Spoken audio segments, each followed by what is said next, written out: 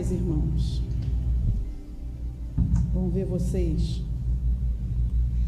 Vou começar aqui perguntando quem gosta de resumo. Seja sincero, levanta a mão. Você que gosta de estudar por um resumo, em vez de pegar o capítulo todo. Fala sério. Seja sincero comigo. E pegar o resumo que outra pessoa fez. Aí, então, gente, né? Porque se estudar pelo resumo já é bom, que você não tem que ler tudo de novo. Mesmo tendo tido o trabalho de fazer uma vez, imagina estudar pelo resumo que o outro fez. Todo mundo que estuda sabe que tem uns colegas na sala que fazem os resumos melhores, não é isso? Aí é o caderno de fulano, é o resumo de fulano, que é um negócio bom. E a gente vai estudar hoje por um resumo, tá bom? Por isso que eu estou perguntando se vocês gostam de resumo. É um resumo da Igreja de Atos, que eu quero ver com vocês hoje, porque a gente tem muito a aprender com essa igreja. E nós teríamos muita coisa para aprender, né? Com uma igreja que impactou a sociedade daquela época de uma maneira, assim, que a gente não sabe explicar, né? A igreja que conseguiu ter um impacto na sociedade como a igreja dos primeiros dias.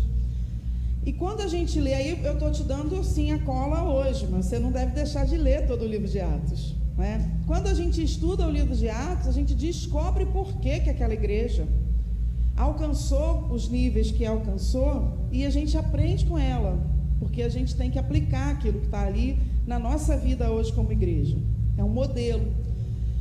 Mas, como a gente não vai poder hoje analisar todos os aspectos, né, do livro de Atos e que levaram essa igreja a ser o que foi, a alcançar até as gerações que vieram e nós somos fruto disso, a gente vai destacar um elemento dessa igreja, que era o fato de que essa igreja se guiava pelos princípios de Deus.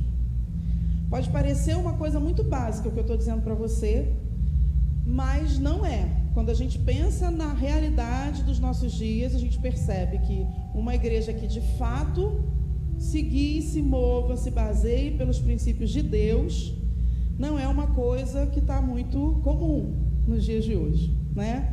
E eu quero que você acompanhe comigo, primeiro entendendo o que é um princípio. Eu sei que você já entendeu, mas didaticamente a gente volta, né? Um princípio é uma lei que rege um fenômeno. É mais do que um mandamento, né? Quando a gente estuda um princípio, a gente estuda um mandamento, e a esse mandamento, ou a essa lei, está atrelado um resultado, um fenômeno, que pode ser positivo ou negativo. Ou seja, toda vez que eu tenho um princípio, eu tenho uma lei, um exemplo. Honrar pai e mãe é um princípio, né? É um mandamento que traz um desdobramento. Se a pessoa segue esse princípio, ela colhe a promessa de ter uma vida abençoada e longevidade. Não é isso que a gente aprende na Bíblia?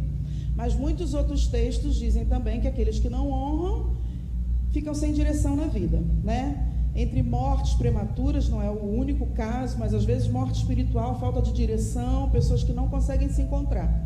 Então é um princípio, porque é uma lei que rege um fenômeno, tem duas opções. A gente vai estudar sobre dízimo e oferta, princípio, fé, princípio. Ou seja, a Bíblia está cheia de princípios, né? Cheia de leis que regem fenômenos. E quando a gente fala que essa igreja, a igreja de Atos, é uma igreja que se guia por princípios, a gente está falando exatamente de uma igreja que seguia as leis de Deus e por isso colhia, né? Por isso tinha recompensas. E eu quero que você veja comigo, o nosso resumo está no capítulo capítulo 2 de Atos.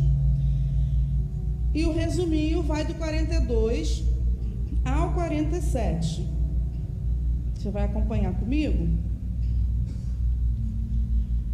Primeiro a gente vai ler ele inteiro, depois a gente vai falar um pouquinho de cada parte. E perseveravam na doutrina dos apóstolos e na comunhão, no partir do pão e nas orações. Em cada alma havia temor, e muitos prodígios e sinais eram feitos por intermédio dos apóstolos. Todos os que creram estavam juntos e tinham tudo em comum. Vendiam as suas propriedades e bens, distribuindo o produto entre todos, à medida que alguém tinha necessidade. Diariamente perseveravam unânimes no templo. Partiam pão de casa em casa e tomavam suas refeições com alegria e singeleza de coração, louvando a Deus e contando com a simpatia de todo o povo. Enquanto isso, acrescentava-lhes o Senhor, dia a dia, os que iam sendo salvos. Não está resumido, gente? Não parece um negócio assim que alguém fez, pegou para a prova aqui, ó. O que eles faziam? De maneira bem sintética, a gente hoje, se lesse só isso aqui, a gente tinha uma noção de como era a vida daqueles irmãos. Não é verdade? A gente diz que o resumo é bom quando ele consegue dar uma ideia geral. E quando a gente olha para esse texto, a gente tem uma visão geral de como funcionava aquela igreja, de como ela era. Mas o que eu consigo ver aqui, né, nesse resumo? Um princípio muito claro. A gente vê uma série de atitudes dessa igreja, atitudes que estão de acordo com a palavra, a gente vai ver mais para frente, que eles tinham o compromisso de seguir, e isso resultava no que a gente vê lá no final. Enquanto isso, acrescentava-lhes o Senhor, dia a dia, os que iam sendo salvos. Ou seja, era uma igreja que crescia, que caminhava e que se movia, porque levava a sério fazer aquilo que a palavra ensinava, né? E eu quero que você pense, enquanto a gente estiver meditando sobre esse texto, estudando, que cada um desses princípios deve se aplicar à nossa vida como igreja, como corpo, mas também à nossa vida individual, né? Como pessoa, como templo do Espírito, porque somos igreja também individualmente. Então vamos começar lá no 42, observando uma coisa que essa igreja fazia. Volta lá. Não precisa, volta só o iniciozinho que eu for falando, tá? Não precisa botar o texto todo, não. Não. 42, é o 2:42. Bota só o 2:42. Eu acho até que eu vou deixar aberto aqui, para vocês depois colocarem os outros, não é isso? Porque tem outros textos. Pode ser assim? Vou fazer isso aqui, tá, gente? Eu estava deixando à toa aqui, porque estava ali, mas vamos acompanhar aqui. O 2:42 diz isso aqui, que eles perseveravam na doutrina dos apóstolos. Não precisa mais colocar esse texto não, tá, irmãos? Eu vou lendo aqui. Coloca os outros que eu for pedindo. Eu quero começar por aqui com você. Eles perseveravam na doutrina dos apóstolos. Gente, a gente passa às vezes rapidinho nesses textos e acha que é uma coisa pouca. Tem noção do que é perseverar na doutrina dos apóstolos? É permanecer na palavra, porque era o que eles ensinavam. Os apóstolos ensinavam a palavra. E esse texto começa falando de uma igreja que não apenas ouvia ensinamentos, mas perseverava nesses ensinamentos. Ou seja, era uma igreja que amava a palavra e que praticava a palavra. Isso dava para a gente explorar e falar muito mais. Mas, como eu disse, tem um monte de elementos aqui dentro. E o que é que traz para a nossa vida amar a palavra e obedecê-la? Vamos dar uma olhada no Salmo 119, 165. Você pode só anotar que eles vão projetar. Olha o que diz o Salmo 119, 165. Grande paz tem os que amam a tua lei. Para eles não há tropeço. Então, muitas vezes, aquilo que a gente acha que eu tropecei porque ninguém me ajudou. Na verdade, o tropeço na vida do cristão está muito mais relacionado ao fato dele não buscar na palavra a maneira, ou seja, a direção para caminhar. Então a gente está vendo aqui uma igreja que começa, e não à toa, esse é o primeiro item que é mencionado no texto, que eles perseveravam na doutrina dos apóstolos, ou seja, eles amavam a palavra e queriam vivê-la. Porque como é que a gente mostra que é uma palavra? Quando a gente quer viver, né? Não é amar a palavra, eu adoro estudar a palavra, eu amo a palavra, mas eu vivo? Existem pessoas que conheceram pouco da palavra, gente, e conseguem viver dentro daquilo que elas aprenderam muito mais do que algumas que já aprenderam muito, mas não vivem. Então, perseverar na palavra não significa gostar de ler a palavra, gostar de ouvir ensinamentos, gostar de ir a uma igreja e ouvir palavra, mas de fato viver a palavra. Esse é o primeiro aspecto. Ainda no versículo 42, não precisa colocar aí, diz que eles também perseveravam na comunhão. E perseverar na comunhão também traz bênção. Então essa é uma outra coisa que essa igreja fazia, que atraía a bênção do Senhor. Vamos ver o que diz o Salmo 133. Oh, como é bom e agradável viverem unidos os irmãos. É como óleo precioso sobre a cabeça, o qual desce para a barba de Arão, e desce para a gola de suas vestes. É como orvalho de Hermon, que desce sobre os montes de Sião. Até aqui era uma linguagem bonita, figurada, para falar de como é bom estar junto. Mas agora olha o resultado de estar vivendo juntos. Ali, vamos ler juntos? Ali ordena o Senhor a sua bênção e a vida para sempre. Querida, a gente precisa entender que quando a gente se reúne, isso aqui não é um ritual opcional. Não, amados, existe uma bênção vinculada ao ato de andar juntos. A Bíblia diz que o Senhor ordena a sua bênção. Então não venha para a igreja como uma coisa religiosa, porque eu tenho que ir. Não, entenda que há liberação de vida, de bênção do Senhor nesse lugar. E essa igreja perseverava na comunhão. E se a gente tem que aprender alguma coisa, é com essa igreja, amado. Não é com alguma coisa que alguém está dizendo na internet, dizendo que você não precisa congregar. Não, é com a Bíblia que a gente aprende, né? E a Bíblia diz que quando nós estamos juntos, o Senhor ordena a sua bênção e a vida. Por quê? Porque a vida está no corpo. E quando o corpo, né, está ligado pelas suas juntas e ligaduras, a vida flui. E essa igreja perseverava na comunhão. Depois a gente ainda no versículo diz também que a igreja perseverava no partir do pão. Eles perseveravam na comunhão e no partir do pão. Porque o partir do pão se dá a partir da comunhão. Eu não tenho como perseverar no partir do pão com o meu irmão se eu não tenho comunhão com ele. Isso tudo acontece porque nós estamos juntos. Depois ainda no verso 42, olha quanta coisa que a gente tem no versículo só. Diz que eles perseveravam nas orações. Gente, o verbo que aparece primeiro é perseverar. Não é uma igreja, não diz assim, nessa igreja havia isso, havia aquilo outro. Não, diz que nessa igreja as pessoas perseveravam. Isso significa uma prática de vida. Não é uma coisa que a gente faz esporadicamente quando está com vontade, né? É uma coisa que tem a ver com perseverança. E oração requer perseverança, porque muitas vezes a gente começa a orar e parece que não está acontecendo nada. Mas a Bíblia não nos ensina a orar de vez em quando. A Bíblia nos ensina a perseverar em oração, até que a gente conquiste. E eu quero ler com você, para refrescar a sua memória, o que é que a oração faz. Jeremias 33, 3. Invoca-me e te responderei. Anunciar-te-ei coisas grandes e ocultas que não sabes.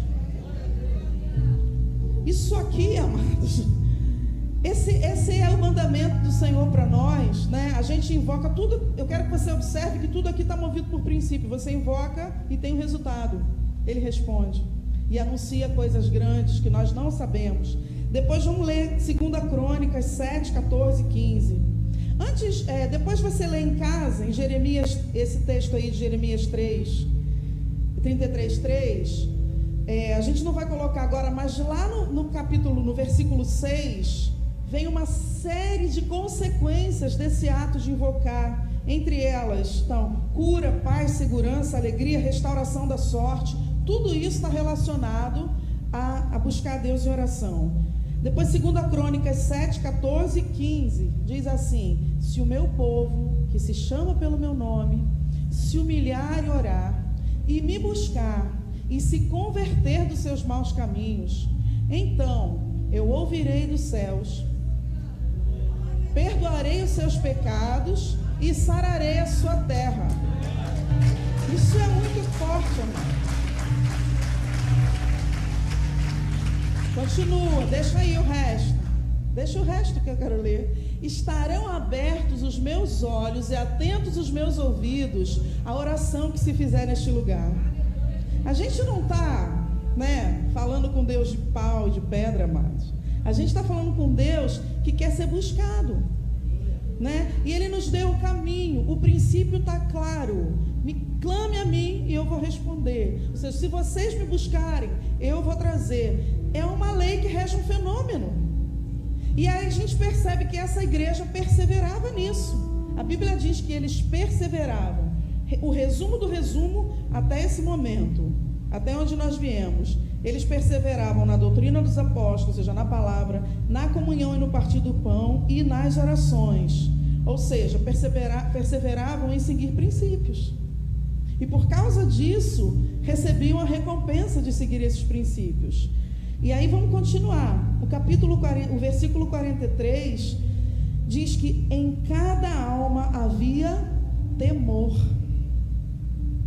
Pequeno, né? Isso, em cada alma havia temor. Mas o temor do Senhor também é algo que atrai o favor dele sobre a nossa vida. Eu quero que você leia comigo o Salmo 112. Diz assim: aleluia, bem-aventurado o homem que teme ao Senhor e se compraz nos seus mandamentos. Aí o que vem? A sua descendência será poderosa na terra, será abençoada a geração dos justos. O temor do Senhor vem antes de qualquer coisa. Amados, quando a gente teme ao Senhor, a gente foge do pecado, sabia disso? Porque a gente tem noção de como a presença dele é santa e de como a gente quer continuar tendo acesso a essa presença. É esse temor que faz a gente querer viver uma vida santa. Não é medo, não, é temor. É ter consciência de quem Ele é, de quem nós somos, ter consciência de que Ele abriu um caminho de acesso direto a Ele através de Jesus e que a gente não pode fechar através de uma vida que não leve em consideração a santidade. Então, quando eu leio que essa igreja aqui era uma igreja que tinha temor do Senhor, em cada alma havia temor, né? A gente percebe que era uma igreja que não tratava Deus ou a igreja, o corpo, como qualquer coisa. Eles tinham noção de quem era Deus. Um outro texto que fala do temor do Senhor, Deuteronômio 5:29, eu quero que você observe, porque a bênção que está relacionada a esse princípio de temer a Deus é a mesma que a gente viu em Salmo 112, que traz para a descendência. Olha, quem dera eles tivessem tal coração, que me temessem e guardassem em todo o tempo os meus mandamentos, para que lhes fosse a eles e a seus filhos para sempre. Para que lhes fosse, volta aí, acho que eu pulei uma palavra, acho que para que bem lhes fosse, né? Para que bem lhes fosse a eles e seus filhos. Olha como Deus relaciona, né, o fato da gente temer a Deus, ter uma vida de temor, a trazer bênção para a nossa vida e para a nossa geração. Outro princípio que era seguido por aquela igreja. Depois, no verso 43 ainda, diz que muitas maravilhas e sinais se faziam pelos apóstolos. Vamos lá para Marcos 16, a partir do 16, tem um registro que nós conhecemos muito, que diz assim: quem crer e for batizado, será salvo. Porém, quem não crê, será condenado. Estes sinais hão de acompanhar aqueles que creem. Em meu nome expelirão demônios, falarão novas línguas. Eu quero só que você pegarão em serpentes, se alguma mortífera beberem, nada lhes causará dano. Se impuserem as mãos sobre os enfermos, não precisa nem colocar mais. A gente vê aqui uma série de sinais. A Bíblia diz que os apóstolos faziam sinais. O que acontecia antes para que os sinais aparecessem? Se você voltar no texto desde o início, quem crê será salvo. Depois diz: estes sinais seguirão aos que crerem. Mais uma vez a gente vê ali que a manifestação dos sinais e dos dons está atrelado como uma consequência na vida daqueles que creem. Então não tem nada aqui acontecendo, amados, simplesmente por acaso. Tem uma série de situações que aconteciam naquela igreja que eram liberadas porque aquele povo cria, porque aquele povo seguia princípios.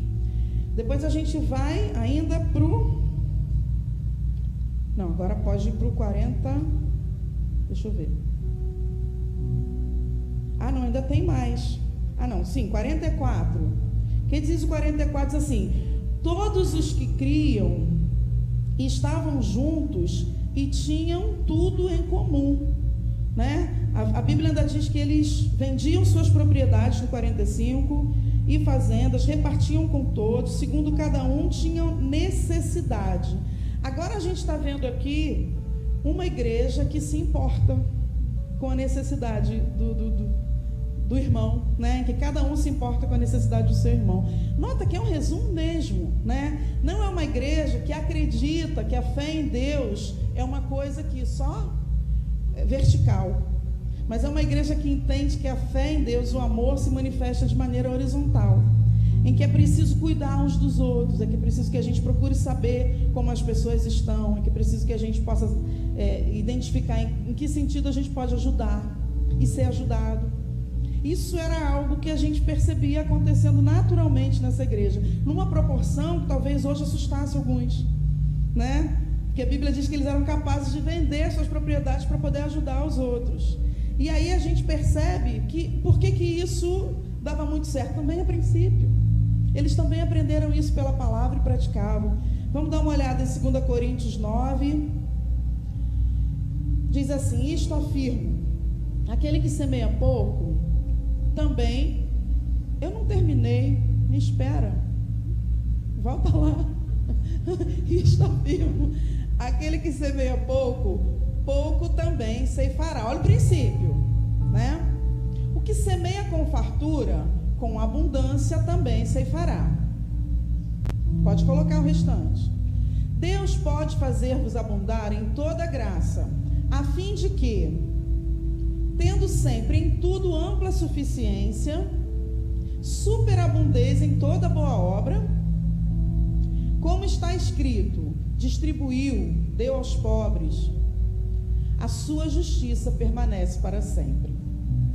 Ora, aquele que dá semente ao que semeia e pão para alimento, também suprirá e aumentará a vossa sementeira e multiplicará os frutos da vossa justiça, enriquecendo-vos em tudo para toda a generosidade, a qual faz que, por nosso intermédio, sejam tributadas graças a Deus. Eu acho que vai até aí, né? Até o 11.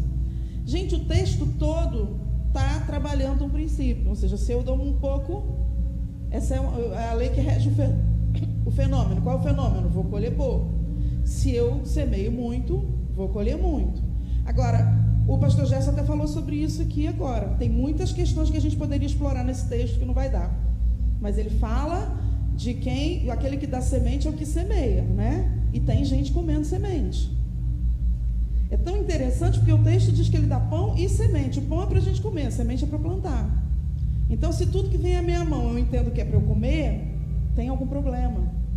E essa era uma igreja que entendia isso, no sentido de dar conta das necessidades da igreja como um todo, como também de dar conta das necessidades das pessoas individualmente da igreja, né? E eles tinham, por causa disso, a possibilidade de desfrutar da consequência. Vamos ver Provérbios 3, 9 e 10, que fala de um princípio de honra também muito claro. Não, é Provérbios 3, 9 e 10. Honra o Senhor com os teus bens e com as primícias de toda a tua renda, e se encherão fartamente os teus celeiros, e transbordarão de vinho os teus lagares.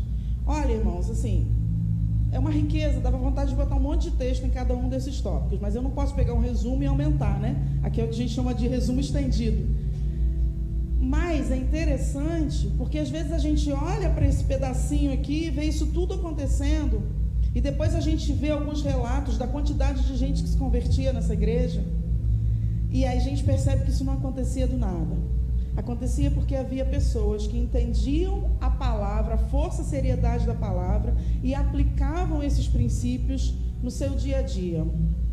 E a gente vai ainda para o verso 46, que diz assim: e perseverando unânimes todos os dias no templo, e partindo pão em casa, comiam juntos com alegria e singeleza de coração.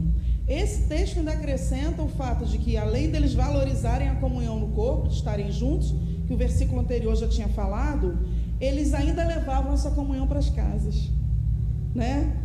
E a gente tem essa possibilidade, amados. Toda semana você tem a possibilidade de levar a comunhão para a sua casa através das células, né? Não é uma invenção da modernidade, a igreja em células, em pequenos grupos, em grupos familiares, seja lá o nome que for. Não é uma invenção, é simplesmente voltar ao modelo original, em que a igreja não estava resumida a esses encontros, né? Mas também uma possibilidade em que as pessoas podiam comer o pão juntos, de casa em casa, podiam anunciar Jesus, podiam pregar, podiam orar pelas outras. Tudo isso que acontecia no macro podia acontecer no micro, e essas pessoas valorizavam o fato de estar juntos, diariamente perseveraram unânimes. Vamos ler o Salmo 84, uma parte dele. A gente não vai ler o texto inteiro, mas acho que a gente precisa voltar a ler esses salmos e entender que estar na casa do Senhor não é qualquer coisa, não.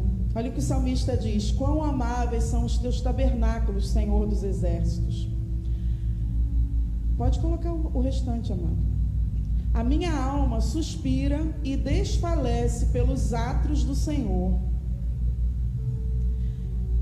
Depois a outra parte: o meu coração e a minha carne exultam pelo Deus vivo.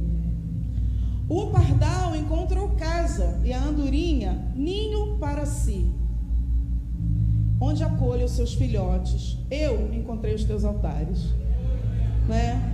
Não é um negócio assim, eu vou na igreja, eu tenho que ir na igreja. Amado, tem gente discutindo se tem que ir para a igreja ou não, discutindo se é bíblico, se não é bíblico. Uma pessoa que ama o Senhor não consegue ficar longe da casa do Pai. A gente sente falta disso, né? Isso faz parte da nossa vida. Depois o texto diz que eles faziam, no verso 47, louvando a Deus. Eles faziam isso tudo louvando a Deus e caindo na graça de todo o povo. Primeiro vamos falar só de louvando a Deus. O que o louvor faz? Ele atrai a presença de Deus. Aquela era uma igreja cheia da presença de Deus, porque além de todos os outros princípios que eles seguiam, eles louvavam ao Senhor. Salmo 22, 3 diz... Salmo 22, 3 diz: contudo, tu és santo. Pode colocar, irmão, não tenha medo não. Vai lá. O resto do versículo diz: tu és santo, estás entronizado no meio dos louvores do teu povo. A outra versão diz: tu que habitas no meio do louvor do teu povo. Então isso não é qualquer coisa. Essa igreja tinha a presença de Deus, porque vivia os princípios do Senhor.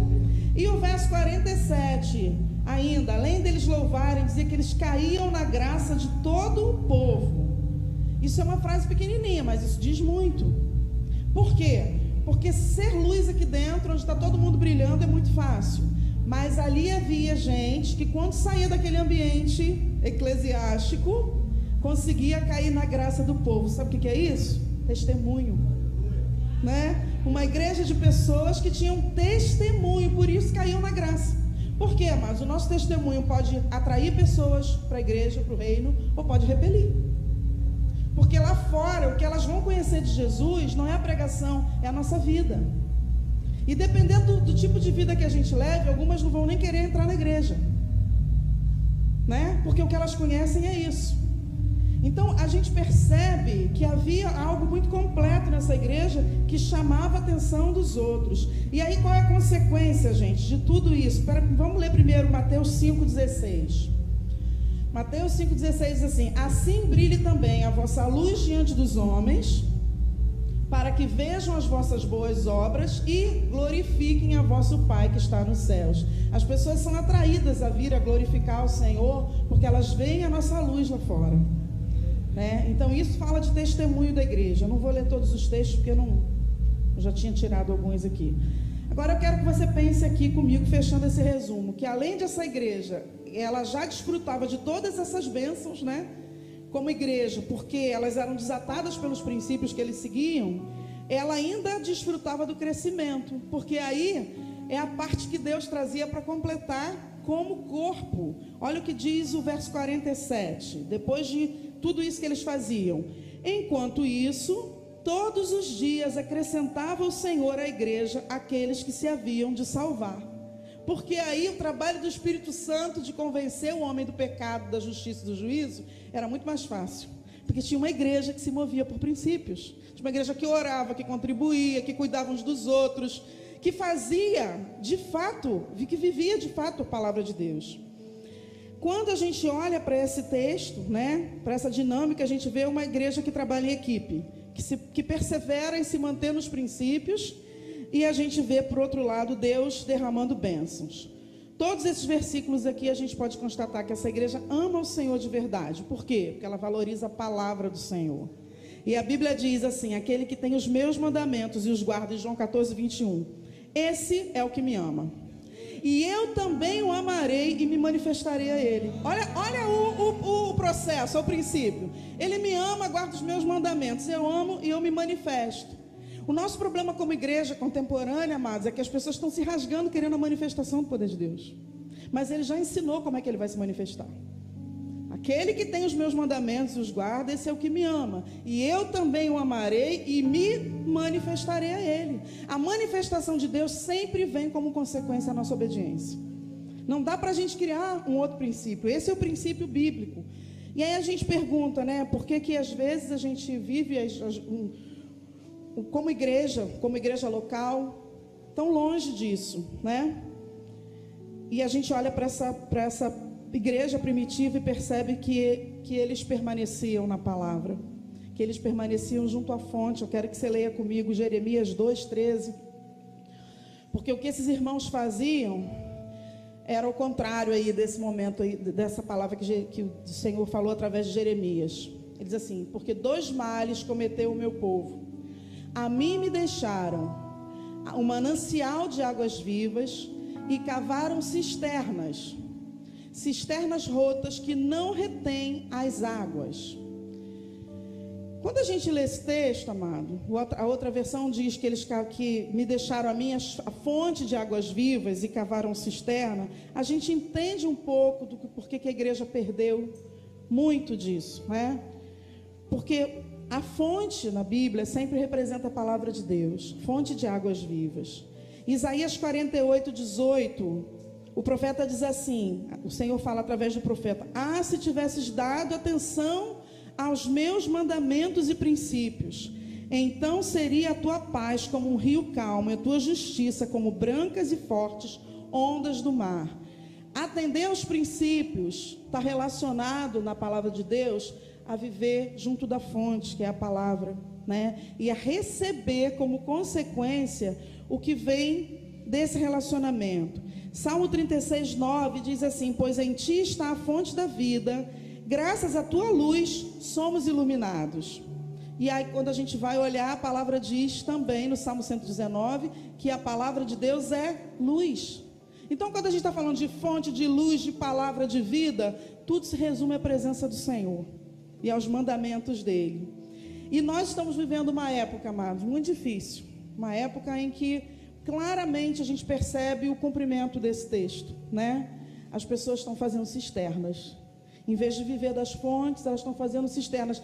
E ele ainda diz que são cisternas rotas, que não podem manter a água. Para a gente entender isso, a gente precisa entender a diferença de uma coisa e de outra, para tentar aplicar na nossa vida. Porque viver de cisterna hoje pode ser entendido como viver pelos nossos princípios e não pelos princípios de Deus. A cisterna contém água em quantidade limitada. Eu quero que você perceba a diferença. Por que Deus falou isso? Oh, meu povo, me largou como fonte de água viva e está construindo cisternas. Olha a diferença. A cisterna contém água em quantidade limitada. A fonte transborda e tem água ilimitada. A cisterna, para você ter, é preciso a participação do homem cavando buracos. A fonte não precisa da mão do homem. É a própria água que molda o lugar. A água da cisterna é colocada lá por alguém. A água da fonte brota. A cisterna é um lugar de água parada. A fonte é um lugar de águas que se renovam e transbordam. A terra não consegue conter a água que vem da fonte, porque ela transborda e cria rios, né? Então não tem comparação. Não tem comparação, mas ainda assim tem gente vivendo a vida cristã bebendo de cisterna. Tem gente que vem à igreja, né, mas só ouve a Deus através da palavra de um outro. É a cisterna dele. Ele não recebe da fonte. É claro que Deus pode usar outros, amados, mas Ele não usa só outros. Ele sempre usa outros para confirmar algo no nosso coração. Mas Ele não permite que a gente se distancie dEle e ache que está sendo conduzido por Ele. Muitas vezes a cisterna é um pensamento, uma ideologia que a pessoa usa para guiar a sua vida, fora dos princípios de Deus.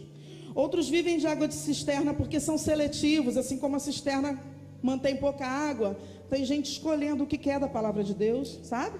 Não é a fonte toda, não se encharca. É um pouquinho, é o que me interessa, é o que eu quero, é limitado. Quando a gente estuda sobre as funções da água na vida de uma árvore ou um vegetal, a gente percebe que a falta de água faz com que a planta mal consiga ficar de pé, porque ela está desnutrida e não pode suportar o próprio peso. Ela não produz fruto, e além de não produzir fruto, mal consegue se manter, né? Por isso que quando você vai lá para o Salmo 1, a relação entre a água e a palavra está muito clara. Bem-aventurado o homem que não se detém no caminho dos ímpios, nem se assenta no caminho dos pecadores, né? nem ouve os conselhos dos ímpios, mas ele faz o quê? Ele, no lugar disso, ele medita na lei do Senhor dia e noite. E aí o que a Bíblia diz? Ele é como árvore plantada junto aos ribeiros de água. Por quê? Porque é a água do Senhor que vem sobre nós, a vida dele, através da comunhão. Existe uma fonte inesgotável à nossa disposição. Está acabando meu tempo, eu quero só fechar dizendo isso para você. Tem uma fonte à nossa disposição, amados. Cabe a nós nos aproximarmos dessa fonte. Eu não sei se você parou para pensar, mas as fontes sempre estão em lugares altos. A cisterna está lá embaixo. Ela pega o resto. A fonte não, ela vem de lá e dela nascem os rios e vem para nós. Por isso o Senhor diz para a gente pensar nas coisas que são do alto. Quando a gente busca o Senhor, a gente vai para a fonte. Quando uma fonte vem jorrando, amados, quando você está perto da água, você não tem sede. Quando os rios se formam, eles levam coisas, significa que a presença de Deus muda coisas na nossa vida que nós não conseguimos mudar pela nossa vontade, mas a gente permite que Ele cave. E eu queria compartilhar uma coisa antes da gente orar, porque há 2 semanas eu tive uma experiência muito sobrenatural. Eu tinha passado mal de manhã e fui deitar um pouco, porque estava com dor de cabeça, tinha vomitado, estava com enjoo, e deitei fora de um horário, dormi 1 horinha e pouca. Quando eu acordei e eu ia levantar, eu não levantei, né? Eu me vi sendo levada para um lugar e eu percebi que eu estava tendo uma experiência sobrenatural. Eu deixei, né? Porque era boa aquela experiência. Eu percebi que eu estava indo por cima de um monte e eu vi uma fonte muito bonita, mas estava tudo claro. Quando eu cheguei lá em cima, já que estava começando a escurecer, mas saiu uma luz imensa daquela fonte que deixava tudo claro. E quando eu parei ali, o Espírito Santo falou: fica aqui perto da fonte, não sai daqui. Irmãos, foi uma sensação tão poderosa da presença de Deus, de entender que tinha uma fonte, eu não podia sair. Eu ouvia um coral que não é dessa terra, com uma música que eu nunca ouvi, mas que dizia que as lutas vão passar, que era para ficar ali, para não sair dali. Porque muitas vezes as situações vêm na vida da gente, a gente tem vontade de sair, de resolver. Mesmo que você não esteja vendo nada se mover, fica ali. Porque onde tem o rio de Deus, onde tem a fonte de Deus se movendo, Ele se encarrega de tirar a sede, de fazer o que precisa fazer.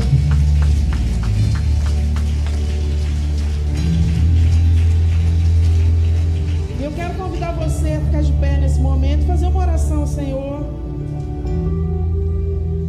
Ele é a fonte que está disponível. Seja qual for a sua necessidade nessa noite. Se você está sedento, diga: Senhor, eu preciso beber mais do Senhor. Se você está vivendo uma vida religiosa, diga que você quer relacionamento com Deus. Se existem coisas que precisam ser mudadas, diga: Senhor, faz o seu rio passar e mudar as coisas em mim. As águas do Senhor são de fonte, elas são renováveis, elas nos renovam. Amém, querido? Faça dessa canção uma oração nessa noite, no nome de Jesus.